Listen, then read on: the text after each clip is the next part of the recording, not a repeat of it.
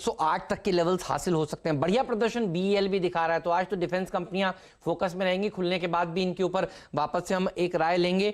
Note कर लीजिए, नेल्को ये वो स्टॉक है जो हमारे विकास सेठी साहब को पसंद है। इस स्पेस में ये भी बढ़िया प्रदर्शन दिखाएगा। तो डिफेंस सेक्टर तो फोकस में रहेगा ही, लेकिन दूसरा स्पेस जो सेठी साहब ने कहा फोकस में रहेगा वो है फार्मा स्पेस। और देखिए नेल्को और बायोकॉन उनकी पसंदीदा पिक्स हैं आज के लिए। और इतने टफ नाम है सेठी साहब, कैसे आप ये सब याद रख पाते हैं? ये इतने टफ टंग ट्विस्टिंग नेम्स हैं, ये तो बड़ा मुश्किल हो जाता है।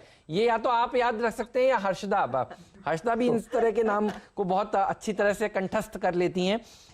ये थोड़े इंग्लिश वाले वर्ड्स हैं, तो आशीष भी वैसे कर लेते हैं। आशीष, आज भी बहुत सारी दवा कंपनियां फोकस में रहेंगी। दिक्कत यही है, पहले मैंने सोचा सेठी साहब ने जब इतना मुश्किल नाम ले लिया तो मैं भी पढ़ूंगा। फिर पढ़ने का रियलाइज किया कि छोड़ देता हूं, सिर्फ बता दूंगा अप्रूवल मिल गया।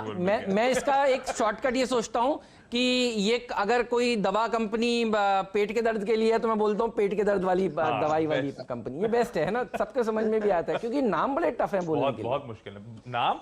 कई बार तो बीमारी का नाम भी पढ़ना मुश्किल हो जाता है। सही बात, बताना ही मुश्किल हो जाता है इस खबर के बारे में। बिल्कुल सही बात है। बताइए आज कौन कौन सी फार्मा कंपनियों में खबरें हैं? बहुत सारी फार्मा कंपनी न्यूज में है। सबसे पहले फाइजर को रडार पर रखिएगा। दरअसल फाइजर और बायोएनटेक नाम की कंपनी जो है मिलकर कोरोना वायरस की वैक्सीन बना रहे थे और इन्हें यूएस एफडीए से फास्ट ट्रैक का स्टेटस मिल गया है उस वैक्सीन डेवलपमेंट के लिए। तो फाइजर के लिए अच्छी खबर, हम सबके लिए भी अच्छी खबर।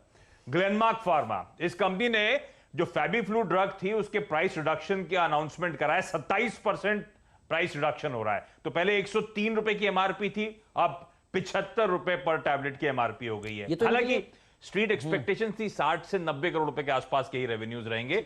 वैसे भी म्यूटेड एक्सपेक्टेशन थी, अब और कम हो गया। लेकिन तो, इनके लिए तो अच्छी खबर नहीं है ना। इनके अच्छी खबर, हम लोगों के लिए अच्छी खबर है। हम लोग ये बिल्कुल ठीक।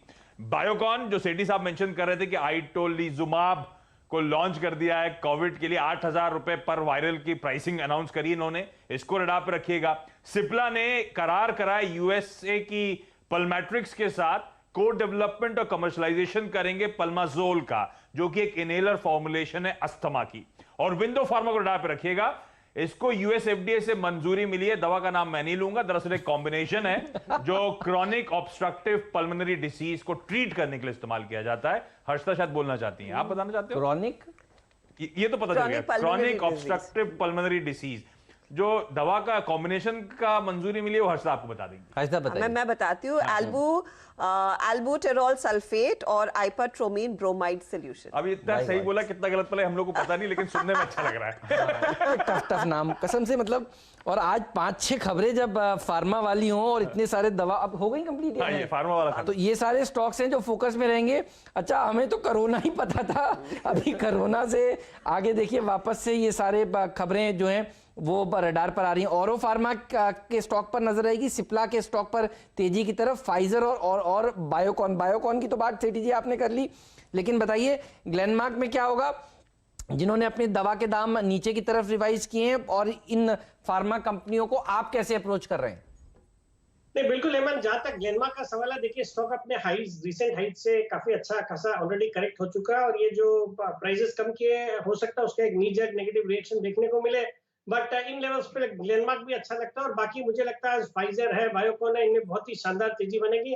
और जहां तक अभी आप उस ड्रग की बात कर रहे थे आइटोलिजुमाब, जो आशीष ने भी बताया, आपको विश्वास नहीं होगा, मैंने आज स्टूडियो आते समय, चूंकि मुझे बायोकॉन अच्छा लग रहा था तो ये बात करनी थी, तो मैंने गूगल में बकायदा सर्च किया इसको प्रोनाउंस कैसे करते हैं। वहां पर मुझे 4 ऑप्शन मिले, मैं कंफ्यूज हो गया एक्चुअली। ये सही है सर, ये आपने बढ़िया बताया, क्योंकि आप भी एक्सपर्ट हैं और आपको भी दवा का नाम ठीक लेना पड़ेगा। तो हर्षदा, मैं भी अब यही करा करूंगा, गूगल पे जाकर आस्क गूगल पे जाकर प्रोनाउंसिएशन इसका सीखूंगा। लेकिन आप कह रहे हैं 4 ऑप्शन मिले आपको वहां पर? वहां पे भी जो अमेरिकन है वो तो ये टी को गायब भी कर रहे हैं, आइटोलिजुमाब करते हैं। तो मैंने बोला, फिर जो मुझे चारों में अच्छा लगा वही बोला, whether I'm right or wrong, I don't know। अगली बारी हम किरण मजूमदार शॉ को ही फोन लगा के पूछ लेंगे, मैम आप बताइए किस तरह से प्रोनाउंस करते हैं। लेकिन हाँ, कई सारे स्टॉक्स फोकस में रहेंगे। राजेश सातपुते, बायोकॉन तो आपको भी पसंद है, कुछ इंटरेस्टिंग लेवल्स आज के लिए दिख रहे हैं तो बताइए, वरना औरो फार्मा, सिप्ला, मौके ढेर सारे हैं आज ट्रेड के। देखिए कल बायोकॉन डेफिनेटली एक अच्छा पिक है, लेकिन कल इसमें गैप अप हुआ था और गैप अप के बाद इसमें करीबन 444 445 पे खुला था और क्लोजिंग पे 415 पर। तो आज के लिए माय पॉइंट इज दिस कि एक नेगेटिव कैंडलस्टिक यहाँ पे आई है, तो आज के लिए मैं थोड़ा सा इसमें अवॉइड करूंगा। प्रोबेबली काउंटर अच्छा है, थोड़ा सेटल होने के बाद फिर से यहाँ पे रीइनिशिएट करूंगा। सिप्ला एक मेरा पिक होगा और सन फार्मा। मुझे लगता है कि जहाँ पे टेक्निकली स्ट्रक्चर अच्छा है वो है सन फार्मा, जहाँ पे एक सिमेट्रिकल ट्रायंगल ब्रेकआउट दिखता है और ये करीबन 480 के आसपास हमने पहली बार रिकमेंड किया था। कल इसमें ब्रेकआउट के बाद सस्टेन हुआ और मुझे लगता है सन फार्मा करीबन 530 540 तक की जगह यहाँ पे दिखाता है। तो इसके ऊपर आपकी नजर होनी चाहिए। ये वो स्टॉक्स हैं जो खबरों के दम पर आज फोकस में रहेंगे। पुणे में धारा 144 लग गई है। ये जो कोविड के देखिए वैसे भी वहां पर फिर से एक लॉकडाउन शुरू होने वाला था, मेरे ख्याल में उसकी औपचारिक जानकारी आ रही है। बिल्कुल, तो पुणे में धारा 144 लगी है और ऐसा नहीं है कि हमें पता नहीं था, ये हमें वीकेंड पर भी पता था कि केसेस, जो नंबर ऑफ केसेस बढ़ते जा रहे हैं, तो उसके चलते धारा 144 लग गई है। तो पुणे के हमारे लोगों से अपील, घर में रहिए। 144 धारा का मतलब है आपको बाहर सड़कों पे नहीं पाया जाना है, कार्रवाई वरना आपके अगेंस्ट हो सकती है। घर पे रहिए। सीएनबीसी आवाज देखिए। हमें देखिए बाटा की खबर जानते हैं। अब ये तो अच्छी बात है, कोविड के समय में अपने एम्प्लॉयज को रोक कर कह रहे हैं कि आप हमारे साथ बने रहिए, मतलब बढ़िया संकेत हैं, नहीं? बिल्कुल। तो कोविड का डिस्क्लोजर आया था बाटा की तरफ से कल बाजार बंद होने के बाद। शुरुआत यहीं से करता हूं जहां हेमंत ने छोड़ा। इन्होंने कंटिन्यू कर रहे हैं, अपने सारे एम्प्लॉइज को, कर्मचारियों को रिटेन कर रहे हैं और सबको टाइमली पेमेंट ऑफ सैलरीज दे रहे हैं इस टफ पीरियड में। अच्छा, इन्होंने कहा है 1400 स्टोर्स हैं अक्रॉस इंडिया, जिसमें से 1200 से ज्यादा स्टोर्स रीओपन कर दिए हैं कंपनी ने। सारे ऑफिस एस्टैब्लिशमेंट, सारे मैन्युफैक्चरिंग प्लांट्स और सारे वेयर हाउसेज अब ऑपरेशनल हैं। हालांकि नई स्टोर ओपनिंग्स पर अब ये धीमे चल रहे हैं, दे गोइंग स्लो।